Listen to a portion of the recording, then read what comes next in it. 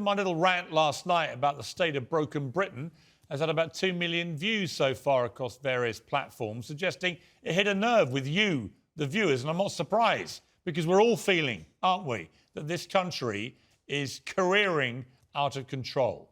And the person who's been charged with putting it back on the rails is Liz Truss. Well, nothing will be straightforward for the new Prime Minister. She's Britain's fourth PM in 6 years, and she steps directly into a cost of living crisis, an energy crisis, a health crisis, a crime crisis, a migrant crisis, even a sewage and sea crisis. It's a crisis of crises.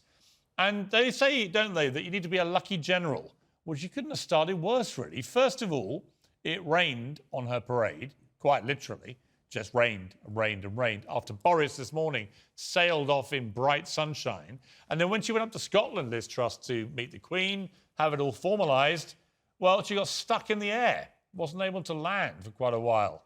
That's not a good start for any general, is it? A lot of rain and stuck in the air. I hope things improve for Liz Truss, because honestly, I want her to succeed. Anyway, the Queen ratified this from Balmoral. Liz Truss is the new Prime Minister, and tonight she's got this burgeoning in tray of problems to deal with. Well, she addressed the nation. I was going to bring you the best bits of it, but actually we were going through it a little earlier and we decided there weren't many. In fact, this was probably the most memorable thing she said.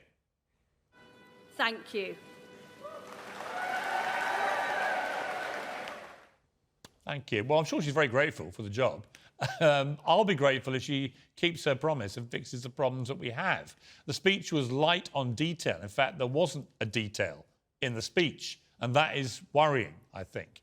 But Truss did say she'll unveil help on the rocketing cost of energy later this week, reports suggesting she's preparing a bailout of up to £100 billion to keep families and businesses afloat. Bills could be capped reportedly at £2,500. But how she's going to pay for this remains unclear, particularly given her commitment to actually cut taxes. And who she's going to rely on to help navigate the storm, well, it's becoming a little clearer tonight. Her first cabinet appointments include her close friend and ally Theresa Coffey as Health Secretary and Deputy Prime Minister.